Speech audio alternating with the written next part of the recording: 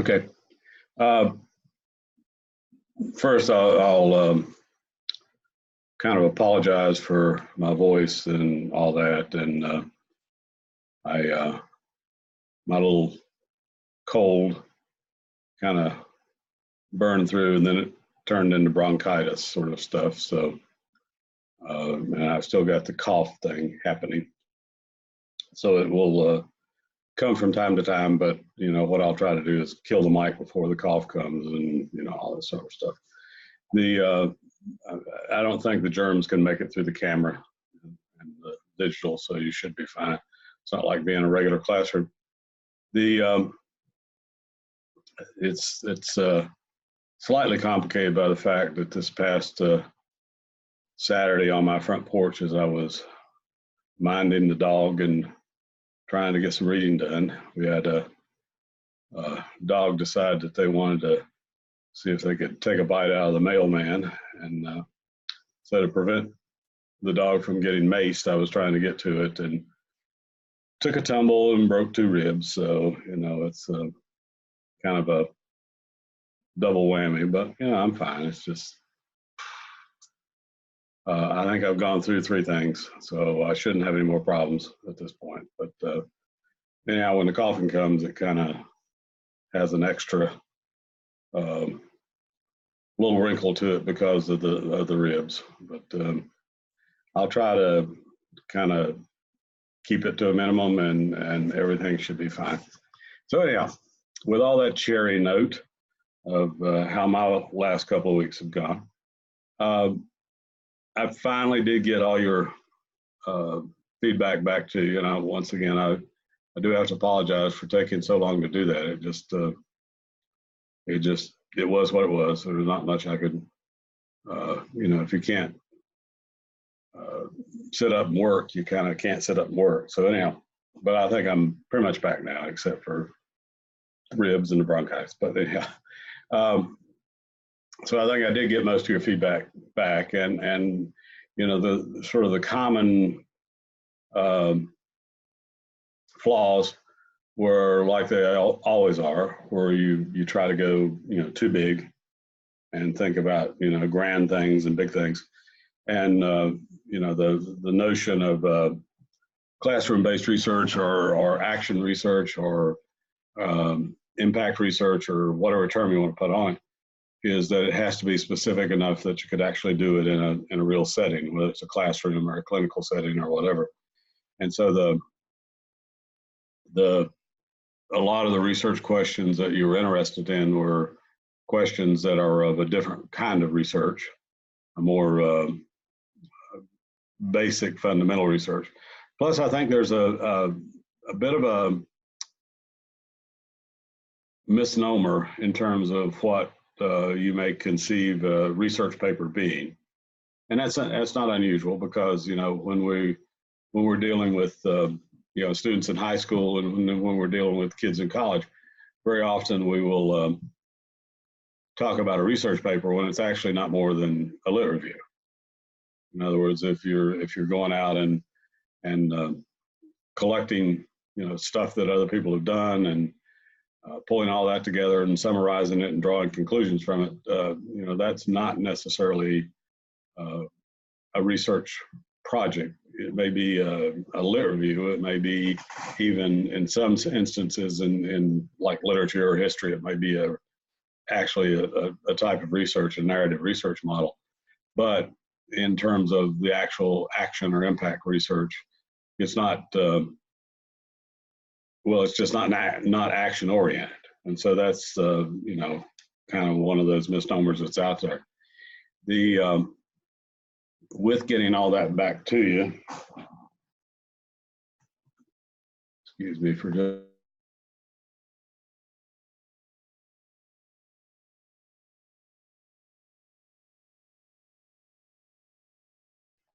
I will not do too much of that so as to not gross you out all that much. But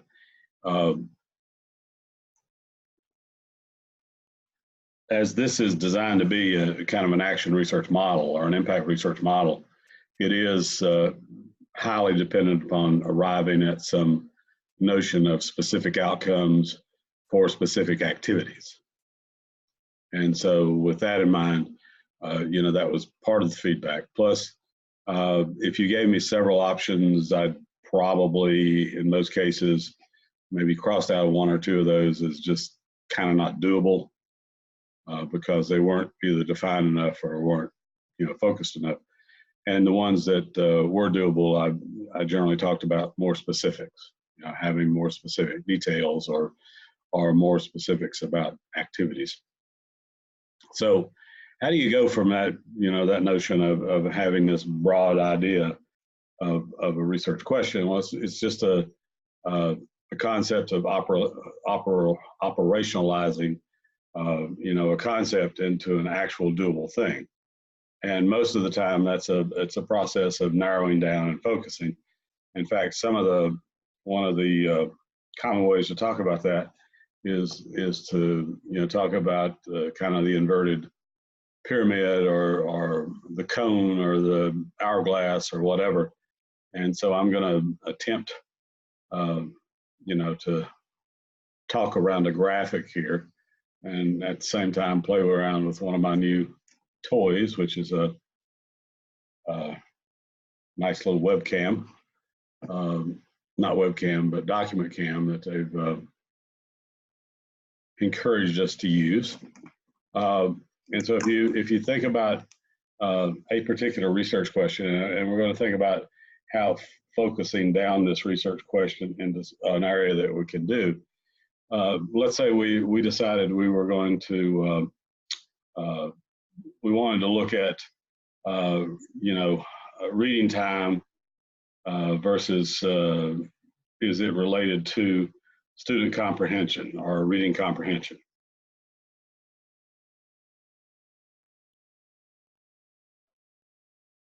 Well, yeah,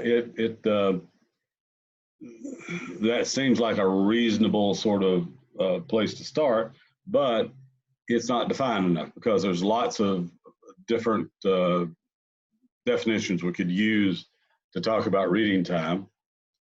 And maybe it would help if I shared it up so you could actually see it. Yeah, that works. So there's many definition of reading time. We could do, sustained silent reading. We could talk about the number of times per week. We could talk about the amount of time per day. There are a lot of different definitions around reading time. And so let's say that we're going to define that a little bit more, and we're going to define it down as, sustained silent reading for 30 minutes. And so now we're beginning to get something that's operational, but we still, can't know enough. We don't have enough detail there to be able to actually operationalize that yet. And let's say reading comprehension, we decide we're going to look at, we're going to have to measure reading comprehension in some way. So we're going to have to come up with a measure that allows us to get at that. And so now we're a little bit closer, but we're still not quite there. So, with sustained silent reading, maybe we're going to do sustained silent reading 30 minutes with student choice book material.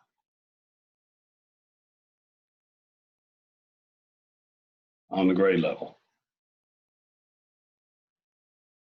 And so now we're getting a little bit closer, and we're getting to know more about it. And in terms of a measure, we decide that, okay, we're going to look at a short-term reading diagnostic of some sort that's done in a short term.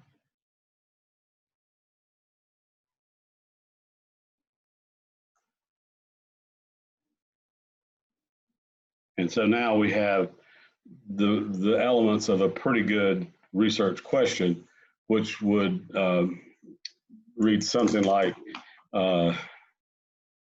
does sustained silent reading for 30 minutes a day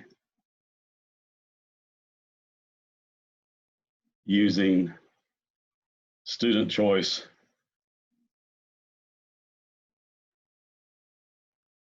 books impact short-term reading diagnostic test scores?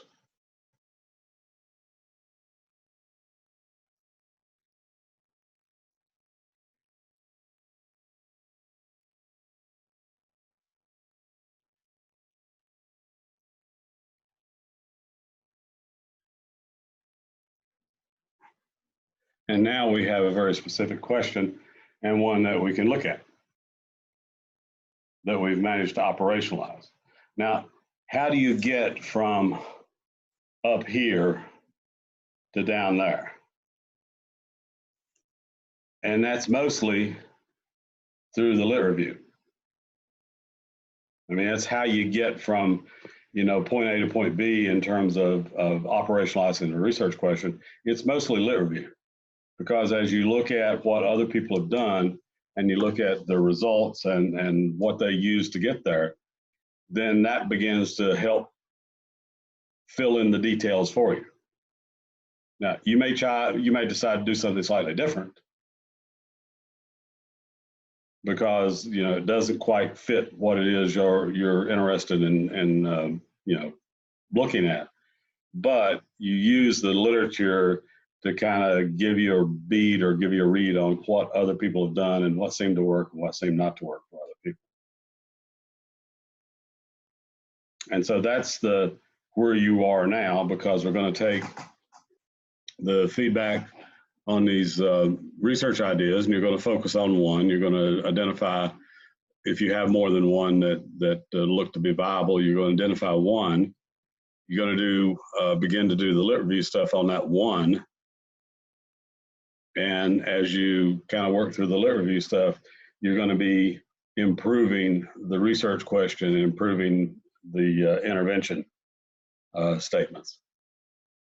And so the next thing that's due in, I think it's October 11th now, is kind of an improved research idea, settling on one, and the beginnings of a lit review. Now, it doesn't have to look like a lit review yet. It can be a annotated bibliography, or it can be, you know, just short blips about, you know, different pieces or whatever. But eventually it will become a narrative, and that narrative will form the, you know, kind of the basis or kind of the roots for doing what you're going to do with your research plan.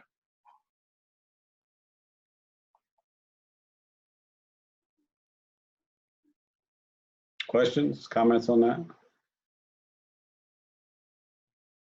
I mean, the lit review is kind of key at this point. I mean, that's where you figure out, you know, what it is that it helps you define what it is you're doing, but it also helps you figure out how you're going to go about doing that.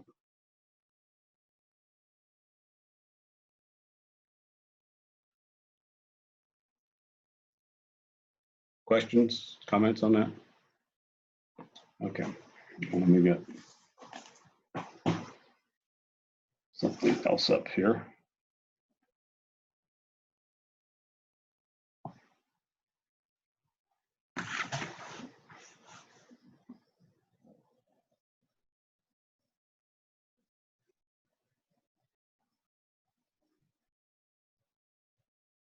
One of the issues that you will inevitably come up with or have to confront is the issue of what's called fidelity of implementation. Because as you develop something, you're going to have to, I'm sorry, I forgot to turn this off. You're going to have to define a particular intervention or particular program that, you know, you're wanting to do or use as a part of this project. When you do that, in other words, if you're going to do some sort of, I'll use the reading example again. If you're going to use some sort of sustained silent reading model to deal with the comprehension. You cannot assume that all teachers or all staff that'll be a part of that model know how to do that and are consistent in how they might apply it. So almost always these projects will begin with or have to include a staff development piece or a professional development piece. And to do any sort of effective professional development or staff development, you have to do follow-up. In other words, if you want, let's say, for example, we're talking about classroom teachers. If you want classroom teachers to be change agents, you first have to give them the tools to be able to do that. And you have to make sure that they know how to implement that. And so that's why you do staff development or professional development and follow up on the backside of it to make sure they actually know how to do that. And then you have to think about implementation. Are they going to implement it with fidelity? And are they going to implement it in a consistent manner from class to class and teacher to teacher and school to school if it's across schools? And those become the big, dilemmas or difficulties in trying to get a particular intervention or project underway, is that if you don't have that fidelity of implementation, then you're really not doing anything at all. You're just, you're doing, can be apples and oranges, so you can't really know, what's going on with people. So it's a, it is a,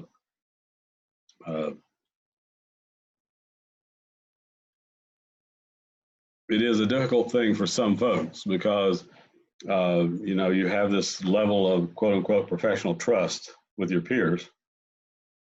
And you assume that if you provide them with a little bit of assistance or a little bit of staff development or a little bit of professional development, ask them to do something, that they will consistently and actively participate in it. And you can't assume that. You can't assume you're going to get that buy-in. And so you have to make sure not only have they had the training, the professional development or staff development to do it, but they actually can do it, and that's where the follow-up comes into play. Now, follow-up sometimes is observational, sometimes it's, classroom drop-in, sometimes, it can be lots of things. Or it can be, teachers preparing exemplars to show you that they know how to do something. But it is important that once you get them ready to do something, you do follow-up, and then you check from time to time the implementation of it.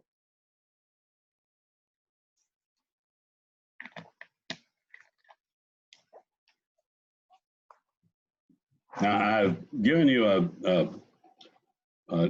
nice little handout that's done by Sharon Mahalik, who does, she's kind of does a lot of staff development, staff training for different organizations. And she wrote this when she was working with the Blueprint organization, which was a children's training and development for children that had learning issues.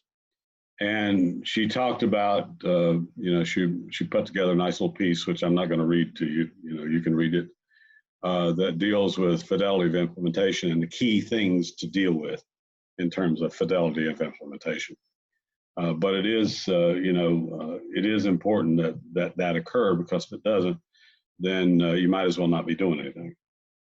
If you can't get everybody to kind of on the same wavelength to begin with.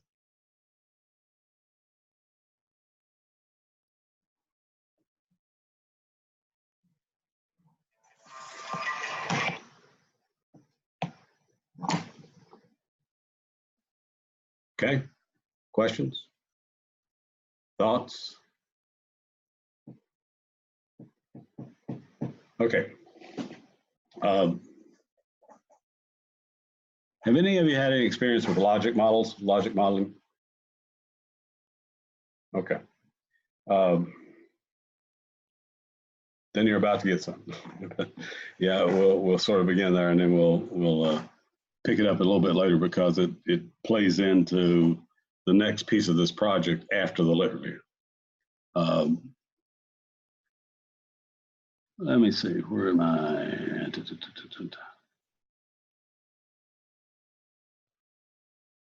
Okay. First, this is a little graphic that just kind of deals with the notion of logic modeling, and a little bit of I'll give you a little bit of the history of logic modeling.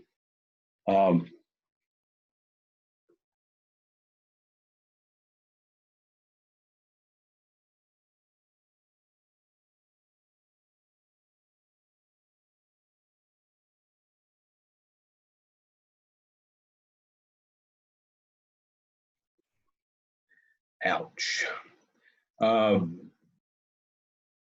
Back in the 50s and early 60s, in fact, after development of the A bomb and things like that, engineers kind of began to use what they call a systems approach or a systems model, and they saw everything as a system. Everything kind of fit together as a system, and the systems model had three component pieces to it. It had inputs, which was basically resources and assumptions and prerequisites. It had processes, things that were done, things that people, actual activities, actual action-oriented things that occurred, and then what they called outputs. And outputs were products of these activities. And that was by and large the way in which they did a lot of the engineering kind of wonders and masterpieces of the 50s and 60s, like the first nuclear sub and large hydroelectric plants and large nuclear plants and things like that. For example, the first nuclear sub involved 80,000 separate operations to just build the sub. And they all had to be done with almost no tolerance, almost zero tolerances, and they had to be done in the proper sequence. Otherwise, it would take them, 50 years to build the thing, and they were trying to do it in less than 5. And so, they adopted this idea of system modeling, and then they expanded on it to make it a bit more responsive to how you might actually go about doing something using those models. And so the two phases of these early logic models, there were two primary phases. There was what you plan to do, which included your resources, the inputs, and the actual activities. And then there was what results you intend or hope to see, which were products or outputs, outcomes, actual goals or objectives for doing something, and then long-term impact. What's the impact of that 3 years, 5 years out? And the trick was, as they learned fairly quickly, is that you had to start with the impact and work backwards to plan. And then when you actually implement things, you have to go forward. You have to start with resources and inputs and then move forward. So you go backwards to plan, you go forwards to implement. Now, some of you may be familiar with that in public schools or in schooling, where we talk about backwards planning, where we start with impacts or long-term goals and work backwards. You may be familiar with that if you've ever been in a strategic planning scenario or model.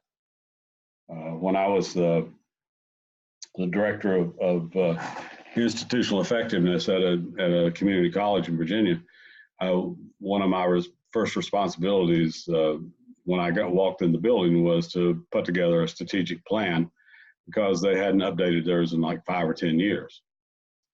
and all the effectiveness stuff says you ought to really update those annually, and you ought to do a whole, you know, serious update at least every 3 years. And so we got into the process of doing that. And the first question I asked people, I asked the different divisions, you know, you do it by division. I asked the different divisions, okay, looking down the road in 5 years, where do you want to be? What do you see this division being 5 years from now that's different from where it is now? And so you start with that piece. And then you start thinking backwards, okay, well, what are the shorter term benchmarks to get to that impact 3 to 5 years? What would we expect to see a year out, or 6 months out? And what evidence will we have available to see where we are a year out or 6 months out? What are those bits and pieces of evidence, those outputs? And what are the things, and this is where strategic planning and logic modeling kind of coincide, what are the things that we need to do that will be reflected in those outputs that will give us information about the outcomes that we intend to get to? And then what do we need to do? What do we need to have to do those activities? What are the resources? What are the inputs we need to have to do those resources? And so this notion of planning is highly effective. I think the first year I was, or second year I was at the first university I was at JMU in Harrisonburg. I walked into the building in the College of Ed, and I was going to teach research methodology and some methods classes and assessment classes or whatever. And I walked in the building, and this was back in the day of actual memos. This was prior to email blast and stuff like that. So we get in a memo in a mailbox, departmental mailbox from the dean, suggesting here are 3 grant opportunities. Perhaps you should consider these three grant opportunities. And since it was my first job in higher ed, and I didn't know any better, I assumed that meant that he wanted us to look at those. And most people just kind of, crumpled it up, threw it away, or built an airplane out of it or whatever.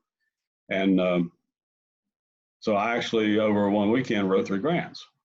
And I used logic modeling and a systems model to conceptualize the grants, and actually put a lot of the activities and the resources and outputs into charts that made very clear, what resource was with what activity was with what outcome, when was it due, all those sorts of things. And, ran them up the flagpole to the university, and, lo and behold, they decided to submit all 3, and we got all 3 funded. And it was for the, largest amount of money the university had ever gotten in these types of grants. And, so I'm going like, well, geez, this is easy. Well, no, it wasn't that easy. And once we got, down to Richmond or up to DC, wherever the granting agency was, to talk to folks, it wasn't that, they were, these grant proposals were cutting edge. It was that they were laid out in such a way that people could understand exactly which activities were attached to which resources, to which monies, and then which outcomes were attached to which activities. And so it made it easy to provide accountability for what went on in those grants. And that was all using this sort of logic modeling approach and systems approach. And so it's a very powerful way to communicate relationships between things like inputs or resources and activities, and outputs and long-term goals. And so, but you have to you start at the end and plan backwards, and then you start at the beginning and operationalize forwards. And that's that sort of backward planning model, as I said, you're probably used to in terms of education circles. Yeah, I have provided you with, and I'll just pop up this so you can kind of see it. No, this is it. I have provided you with a, well, let me get rid of some of this crap. I haven't gotten quite used to my new toy here yet, so.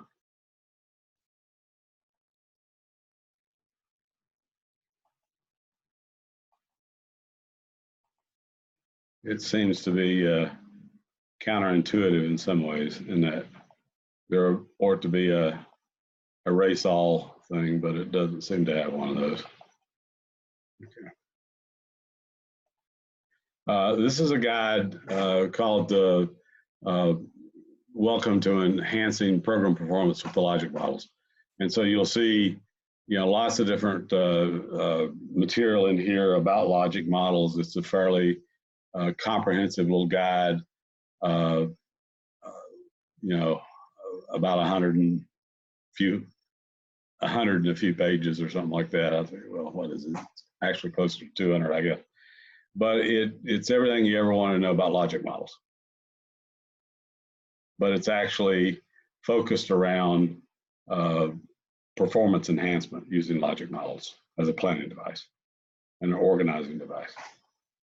And so if you are going to do project work, or you're going to do grant work or things like that, or you're just going to, you know, implement some new ideas in an institution or school setting, it's not a bad way to go to get kind of used to the idea of logic models. Now, we're going to use it to help you develop an action plan that will be the basis of your narrative for methodology in your project. And so we'll use the device of the logic model as a way of developing that action plan.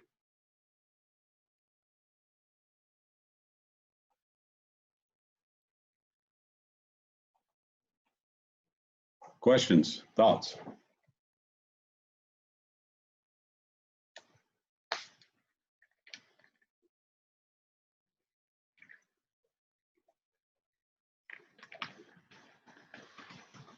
Questions in general about the projects?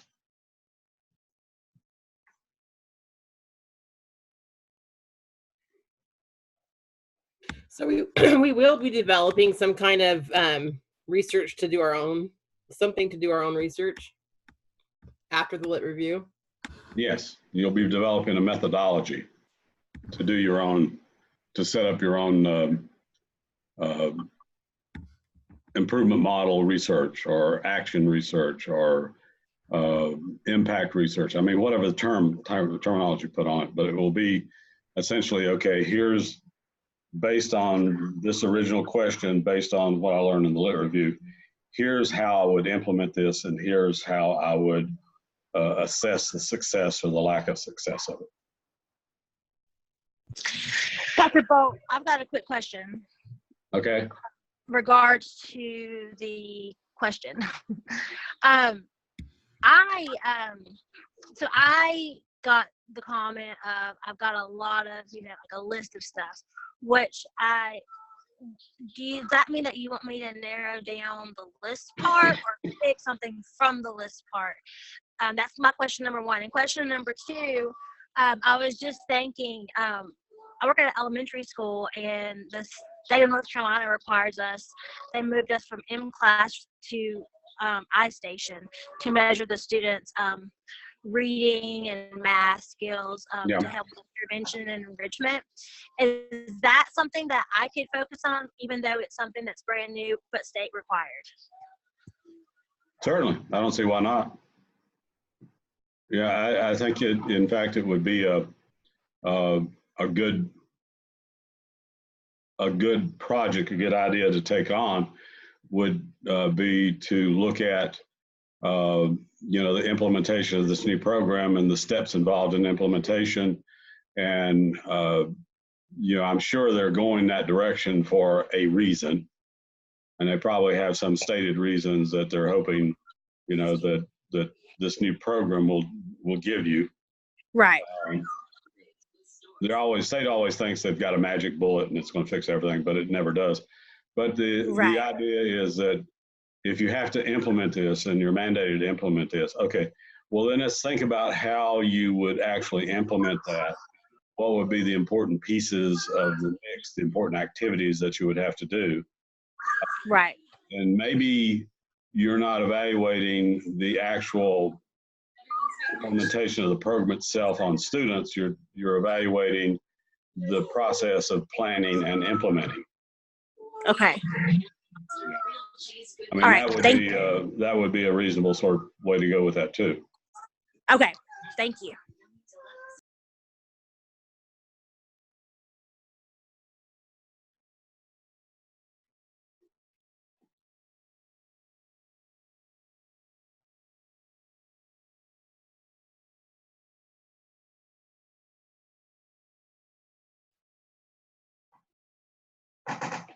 Other questions or thoughts? I don't want to go, really a whole lot more tonight because I don't think I can anyhow, but stuff's kind of, I need to take something to get this cough out. And if I take something to get this cough out, I'll be sound asleep. So that might not be a good way to do class. I had a quick question. Sure, go ahead. Are we going to be getting a grade on the 2 assignments we put in so far, or they were just to do? You'll get credit. You'll get credit. Okay. Yeah, everything up until the final project is a matter of credit. And so by submitting work on time or on the timeline, relatively on the timeline, and then incorporating that feedback into the next iteration of the thing, for doing that, you receive credit. Okay. And then it just keeps rolling along. Assignment, What's that? This second assignment, the brainstorming, the counter was off. So like I submitted it on time, but I mean, it was a day late. it was, I get a system clock thing on that. So, and if it's, and obviously it took me a while to get to that. So if it was, a day or two late, I didn't worry about that at all. Because that was the last thing on my mind at that moment. Yeah. Well, it was on time, but it was late. That was my concern. Yeah.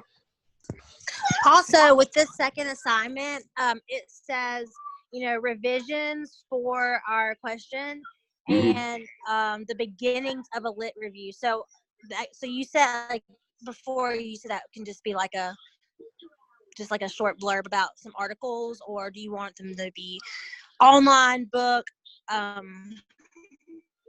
You've probably already mentioned which one you would like, but could you just refresh my memory? Yeah, I mean, we're talking about potential refereed material here, and generally those are like journal articles. They can be online journal articles too. Okay, all right. Conference proceedings, things like that people have done. Books that are based upon research as opposed to opinion. Those sorts of things. The only thing I ask people to steer away from is the proprietary material that people that develop these different programs tend to put out. And it's amazing that when you develop a particular canned program that you want to sell to schools or whatever, the research on it that you provide is always wonderful.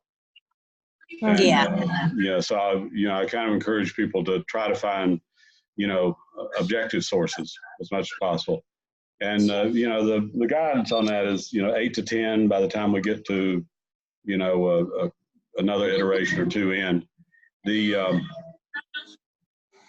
Eventually it will be a narrative. It'll be like a coherent narrative.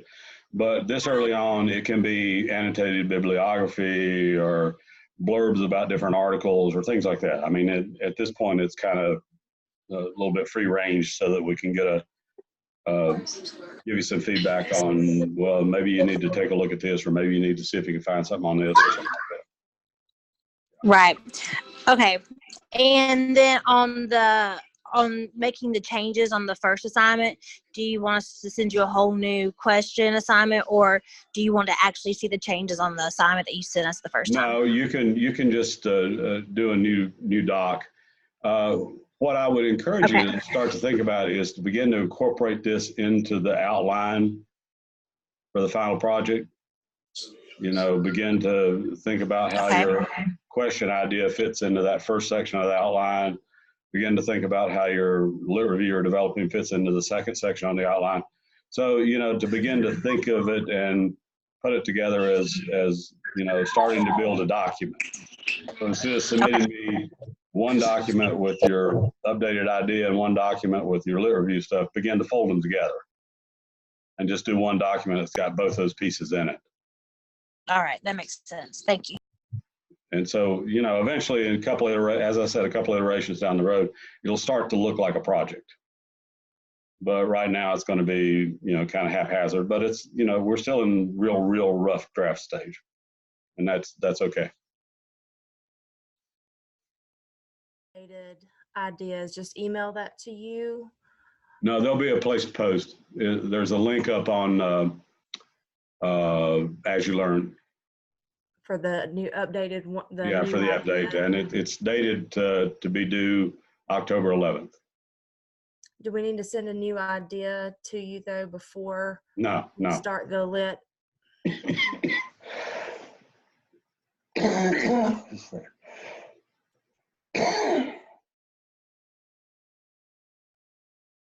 Ow, that one really hurt. No, you don't necessarily need to, because you know, you can go ahead and begin to assume that, okay, this is a different idea, but you know, it makes sense to do this, and you know, I'll give you feedback on that when it comes in. You don't necessarily need to send it to me and then go back and start the lit review on it or anything like that. No. You just fold it all in, and I'll give you feedback on the whole thing. How many sources did you say your expectation was for the October 11th due date for? I don't have any real source notion for that. Just eventually it'll be 8 to 10 altogether. Yeah.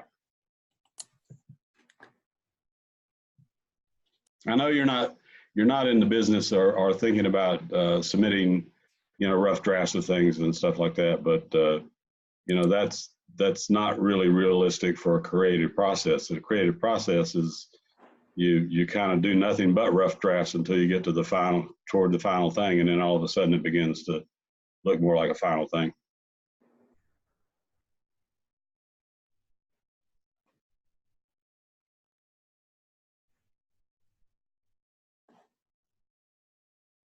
Other questions, ask them now. And by the way, if you think we need to talk, you know, one-on-one or something like that, feel free, email me. We'll set up a Zoom session. We'll, you know, even do something as crazy as an old-fashioned phone call or whatever. You know, just get in touch with me, and then we'll figure out, you know, how we can facilitate that conversation, that communication.